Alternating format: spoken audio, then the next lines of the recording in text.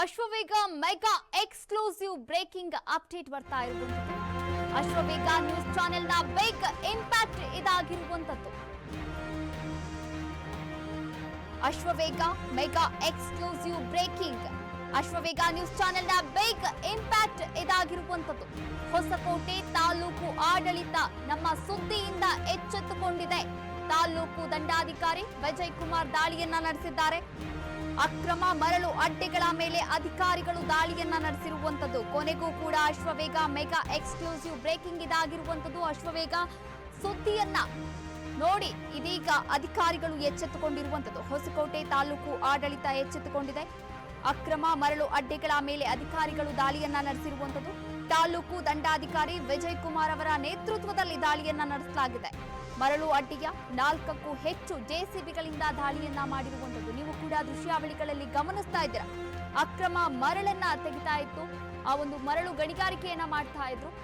ಈ ಒಂದು ಸುದ್ದಿಯನ್ನ ಬಿತ್ತರಿಸಿದ ಕೂಡಲೇ ಅಧಿಕಾರಿಗಳು ಎಚ್ಚೆತ್ತುಕೊಂಡಿರುವಂತದ್ದು. ತಾಲೂಕು ದಂಡಾಧಿಕಾರಿ ವಿಜಯ್ ಕುಮಾರ್ ಅವರ ನೇತೃತ್ವದಲ್ಲಿ ದಾಳಿಯನ್ನ ನಡೆಸಲಾಗಿರುವಂತದ್ದು.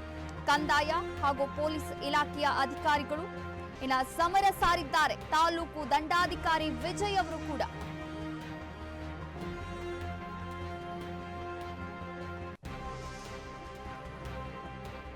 ನೀವು ಕೂಡ ದೃಶ್ಯಾವಳಿಗಳಲ್ಲಿ ಗಮನಿಸ್ತಾ ಇದ್ರ. ಮರಳು ಅಡ್ಡಿಯ ಮೇಲೆ 4ಕ್ಕೂ ಹೆಚ್ಚು ಜೆಸಿಬಿಗಳನ್ನ ಇದೀಗ ವಶಕ್ಕೆ ಪಡಿಸಿಕೊಂಡಿರುವಂತದ್ದು. ಕಂದಾಯ ಹಾಗೂ ಪೊಲೀಸ್ ಇಲಾಖೆಯ ಅಧಿಕಾರಿಗಳು ತಾಲೂಕು ದಂಡಾಧಿಕಾರಿ ವಿಜಯ್ ಅವರ ನೇತೃತ್ವದಲ್ಲಿ ಈ ಒಂದು ದಾಳಿಯನ್ನ ಮಾಡಲಾಗಿರುವಂತದ್ದು. ಅಕ್ರಮ ಮರಳು ಗಣಿಗಾರಿಕೆಯನ್ನ ಮಾಡ್ತಾ ಇತ್ತು. ಮರಳು ಸಾಗಾಟವನ್ನ ಮಾಡಲಾಗ್ತಾ ಇತ್ತು. ಈ ಒಂದು ಸಾಗಾಟದ ವಿರುದ್ಧ ನಮ್ಮ ಅಶ್ವವೇಗ ನ್ಯೂಸ್ ಚಾನೆಲ್ನಲ್ಲಿ ಒಂದು ಸುದ್ದಿಯನ್ನ ಬಿತ್ತರಿಸಿದ್ದೆವು. ಅದು ಈಗ ಇಂಪ್ಯಾಕ್ಟ್ ಆಗಿರುವಂತದ್ದು. ಕೂಡಲೇ ಎಚ್ಚೆತ್ತುಕೊಂಡಿದ್ದಾರೆ ಅಲ್ಲಿನ ದಂಡಾಧಿಕಾರಿ. ಹೊಸಕೋಟೆ ತಾಲೂಕು ಆಡಳಿತ ಎಚ್ಚೆತ್ತುಕೊಂಡಿದೆ.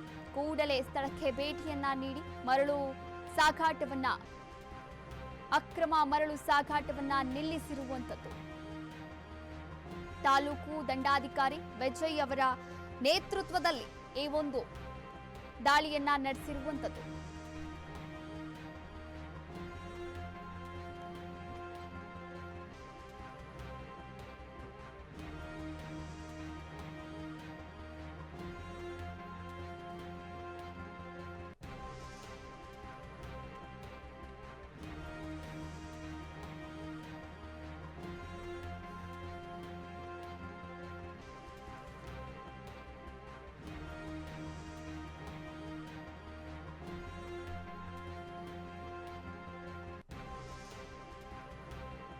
ಅಶ್ವವೇಗ ನ್ಯೂಸ್ ಚಾನೆಲ್ನ ಬಿಗ್ ಇಂಪ್ಯಾಕ್ಟ್ ಇದಾಗಿರುವಂತದ್ದು. ಕೊನೆಗೂ ಅಶ್ವವೇಗ ಸುದ್ದಿಯನ್ನ ಬಿತ್ತರಿಸಿದ ಕೂಡಲೇ ಅಧಿಕಾರಿಗಳು ಎಚ್ಚೆತ್ತುಕೊಂಡಿದ್ದಾರೆ. ತಾಲೂಕು ದಂಡಾಧಿಕಾರಿ ವಿಜಯ್ ಕುಮಾರ್ ಅವರ ನೇತೃತ್ವದಲ್ಲಿ ಜೆಸಿಬಿಗಳನ್ನ ವಶಕ್ಕೆ ಪಡೆದುಕೊಳ್ಳಲಾಗಿರುವಂತದ್ದು. ಇನ್ನು ಅಕ್ರಮ ಮರಳು ಅಡ್ಡೆಗಳ ಮೇಲೆ ಅಧಿಕಾರಿಗಳು ದಾಳಿಯನ್ನ ನಡೆಸಿರುವಂತದ್ದು. ತಾಲೂಕು ದಂಡಾಧಿಕಾರಿ ವಿಜಯ್ ಕುಮಾರ್ ಅವರ ನೇತೃತ್ವದಲ್ಲಿ ದಾಳಿಯನ್ನ ನಡೆಸಿ ಮರಳು ಅಡ್ಡಿಯ 4ಕ್ಕೂ ಹೆಚ್ಚು ಜೆಸಿಬಿಗಳನ್ನ ಇದೀಗ ವಶಕ್ಕೆ ಪಡೆದುಕೊಳ್ಳಲಾಗಿರುವಂತದ್ದು. ಕಂದಾಯ ಹಾಗೂ ಪೊಲೀಸ್ ಇಲಾಖೆಯ ಅಧಿಕಾರಿಗಳು ಕೂಡ ಇದರಲ್ಲಿ ಭಾಗಿಯಾಗಿದ್ದಾರೆ. ಈ ಒಂದು ದಾಳಿಯಲ್ಲಿ ನೀವು ಕೂಡ ದೃಶ್ಯಾವಳಿಗಳಲ್ಲಿ ಗಮನಿಸ್ತಾ ಇದ್ದೀರಾ.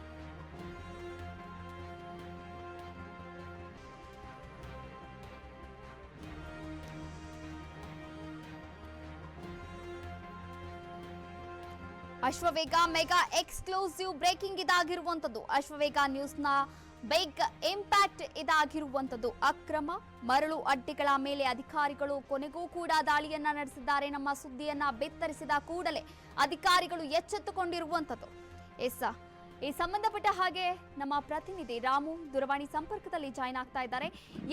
ರಾಮು, ಈ ಬಗ್ಗೆ ಇನ್ನಷ್ಟು ಡೀಟೇಲ್ಸ್ ಅನ್ನ ಕೊಡೋದಾದ್ರೆ, ಎಷ್ಟು ಜೆಸಿಬಿಗಳು ಅಲ್ಲಿ ಅಕ್ರಮ ಮರಳು ಸಾಗಾಣಿಕೆಯನ್ನ ಮಾಡ್ತಾ ಇತ್ತು, ಯಾವೆಲ್ಲ ಒಂದು ಜೆಸಿಬಿಗಳನ್ನ ಹಾಗೆ ಯಾರನ್ನೆಲ್ಲ ವಶಕ್ಕೆ ಪಡೆದುಕೊಳ್ಳಲಾಗಿದೆ, ವಿಚಾರಣೆಯನ್ನ ನಡೆಸಿಕೊಳ್ಳಲಾಗ್ತಾ ಇದೆ?